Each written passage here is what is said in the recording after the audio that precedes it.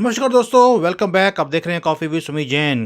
दोस्तों, कांग्रेस के ऊपर जितनी बात करी जाए उतनी कम है। ये दुनिया की, आपको मालूम है, सबसे बड़ी दलाल कंपनी है ये। और ये हमें सबको मालूम है कि ये घोटालेबाज पार्टी है। लेकिन सबसे बड़े दलाली वाले लोग यही हैं। ये मैं आपको पूरी इन्वेस्टिगेशन के बाद उजागर करूंगा। और एक क्वेश्चन पूछता हूं, ऐसा क्या चक्कर था कि 40 50 50 साल हमारे देश में आपको सिर्फ एक एम्बेसडर ही दिखती थी सरकारी अफसरों के पास, और बजाज स्कूटर ही दिखता था। ऐसा क्या चक्कर था कि किसी और की एंट्री ही अलाउड नहीं थी। मोबाइल फ़ोन थे तो 750 रुपये में हमें 5 GB का डाटा मिलता था। ये अब इसका उजागर मैं करता हूँ एक एक करके। और हमारे पास दुनिया की सबसे बड़ी आर्म्स बनाने वाली, मतलब कि हथियार बनाने वाली फैक्ट्रियाँ थीं जो अंग्रेज छोड़ कर गए थे, लेकिन कांग्रेस ने बंद करके बाहर से ही सारा कुछ इंपोर्ट करना क्यों सोचा, इसके बारे में ये सारी डिटेल्स मैं आपके साथ इन्वेस्टिगेशन करने के बाद शेयर करने वाला हूँ। बने रहिए और आप भी सोचने के लिए मजबूर हो जाएंगे कि हमने 75 साल कांग्रेस का सपोर्ट करते करते अपने देश का पट्टा बढ़ा लिया, वो क्यों, उसके लिए जिम्मेवार कौन है? हम खुद हैं जो कांग्रेस को वोट करते हैं। चलिए शुरू करते हैं, और ध्यान से आप वीडियो को सुनना और सोच के आप जो भी आपके कमेंट्स हैं वो ज़रूर डालना इसके अंदर कि अब आप क्या सोचते हैं। चलिए शुरू करते हैं। दोस्तों, आपको हैरानी नहीं होती कि आज़ादी के बाद केंद्र सरकार हो या राज्य सरकार हो, वहाँ पर सिर्फ एम्बेसडर कार ही खरीदी जाती रही। उस दौर में अन्य किसी भी कार की सरकारी खरीद की ऊपर अनुमति ही नहीं थी। इसके अलावा मुंबई को छोड़कर पूरे भारत में सिर्फ एम्बेसडर से ही टैक्सी के रूप में चलाने का परमिट दिया जाता था। ये हर चीज़ परमिट से मिलती थी कि टैक्सी भी कौन सी कार में आप टैक्सी ले सकते हो। 45 साल तक ये एक तरफा सिलसिला अनइंटरप्टेड ये चलता रहा। इस कार को के उद्योगपति कौन थे? बिरला जी। और उनकी कंपनी हिंदुस्तान मोटर्स ये गाड़ी बनाती थी एम्बेसडर। 45 साल लंबा ये एक तरफा ये दौर था, जब इक्का दुक्का राज्यों में छोड़कर देश के सभी राज्यों में 2/3 या 3/4 जो होती है बहुमत वाली सरकार, कांग्रेस की सरकार होती थी पूरे देश के अंदर। और इनका सिक्का हमेशा ही चलता था। आप अनुमान लगा सकते हैं कि इस सरकारी संरक्षण के कारण लगातार 45 साल तक केवल बिरला की कंपनी पर कितनी दौलत बरसी होगी।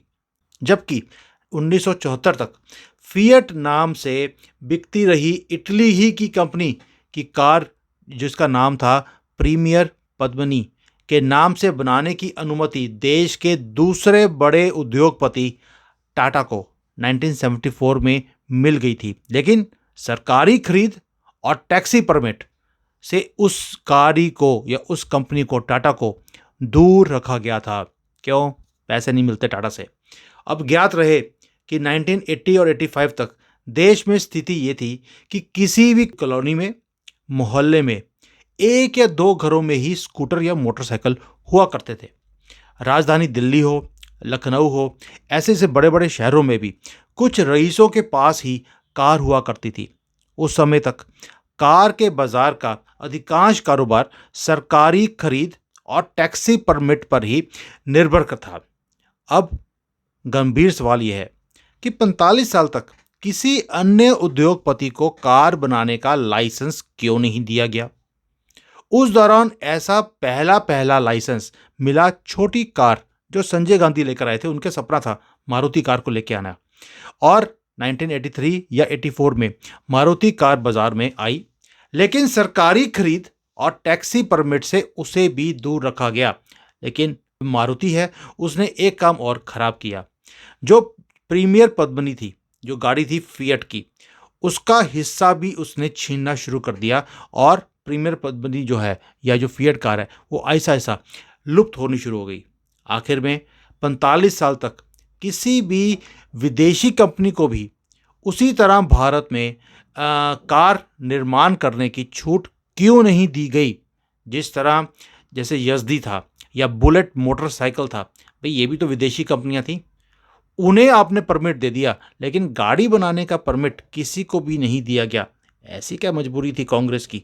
अब आप सोच सकते हैं और अपने कमेंट जरूर डालना, आप क्या सोचते हैं कि क्या किया होगा लहड़ू से लेकर सोनिया गांधी, मनमोहन सिंह, पप्पू, कोई भी हो।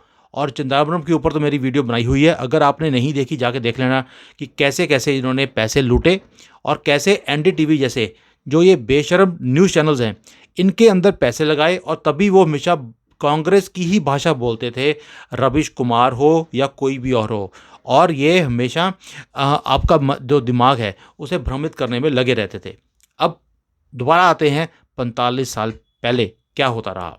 अब ये सवाल इसलिए बहुत ज़्यादा हास्यदायक भी है और महत्वपूर्ण भी है, क्योंकि वो 45 सालों के दौरान चेकोस्लोवाकिया की मोटरसाइकिल पहले जावा और फिर यज़दी के नाम से हमारे यहाँ पर बिकती रही।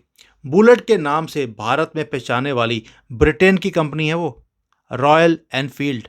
आज़ादी के समय से आज तक वो बिकती है। आज़ादी के बाद 15 साल तक इटली की दो कंपनियां भारत में, वेस्पा और लिबरेटा, अगर जो पुराने ज़माने के लोग हैं वो इन दो कंपनियों को जानते होंगे, ये अपने स्कूटर भी बेचती रही। और 1964 में 1964 में बजाज ऑटो को वेस्पा स्कूटर जो है उसको बजाज नाम से बनाकर बेचने की अनुमति दे दी गई। लिबरेटा को सरकार ने ले लिया था, इसलिए उसका भी बटा बैठ गया, वो दोबारा से आई ही नहीं। मेरे फादर के पास जो पहला स्कूटर था वो भी लिबरेटा था, लेकिन बाद में वो लुप्त हो गया। और परिणाम क्या हुआ? लगातार 20 से 25 साल तक बजाज के स्कूटर का भारतीय बाजार पर एक तरफा अधिकार उसका भी बैठ गया। उसका स्कूटर ब्लैक में बिकता रहा। अनुमान लगाइए कि दूसरे विकल्प के अभाव के कारण, इस एक अधिकार के कारण क्या हुआ? जैसे दौलत पहले एम्बेसडर गाड़ी के ऊपर, बिरला जी के ऊपर बरसी, वैसे ही बजाज के ऊपर भी दौलत बरसती रही। भाई हर घर में बजाज, हमारा बजाज जो नारा लगता था वो ऐसे ही नहीं लगता था। और इसके अलावा आज़ादी के 29 साल बाद तक डीजल, पेट्रोल, कैरोसिन, ये जितने तेल की खरीदना है या बिक्री है, ये कौन करता था? सारा कारोबार था शेल कंपनी के पास, एसो, कैलटेक्स, ऐसी विदेशी जो मल्टीनेशनल कंपनियां हैं उनके हाथों में ही था। तो फिर अगर आपने ये सारा काम, ये सारा आपने विदेशी कंपनियों को ही दिया था, स्कूटर हो, मोटर बाइक हो, गाड़ियां हो, ये तेल हो, तो आपने कार कंपनीज को रोका क्यों? कि भाई भारत के अंदर प्रवेश के ऊपर आपकी रोक है, आप नहीं आ सकते। इस रोक के कारण क्या हुआ? भारतीय की जो कार बाजार है उसके ऊपर बिरला जी की हिंदुस्तान मोटर्स एक, और दूसरी तरफ से बजाज ऑटो जो बजाज स्कूटर बनाते थे, इनका दबदबा बन गया। और वर्षा जो है माँ लक्ष्मी की ऐसे हुई है कि आप सोच ही नहीं सकते। और ये दोनों लोग, बिरला जी और बजाज, इन दोनों के घरेलू रिश्ते रहे हैं कांग्रेसियों के साथ, ये भी आपको पता होगा। अब उस दौरान की जो पुरानी पीढ़ी है, जो बुजुर्ग हैं, जब उनसे आप पूछेंगे तो वे बता देंगे कि उद्योगपति जो बिरला हैं और जो बजाज हैं, इन्होंने अपनी मनमानी इतनी करी है कि आप सोच ही नहीं सकते। और भाई ये आदमी को आदमी नहीं समझते थे, क्योंकि प्रधानमंत्री तो इनके घर में आकर खाना खाता था, और ये जो बोलते थे गवर्नमेंट की पॉलिसी भी इनके कहने पर बनाई जाती थी। ये हालत थी। अब एम्बेसडर कार और बजाज स्कूटर के जो क्वालिटी एक्सेलेंस है, अब उसकी हम थोड़ी सी वो देख लेते हैं कि क्या इनकी एक्सेलेंस थी।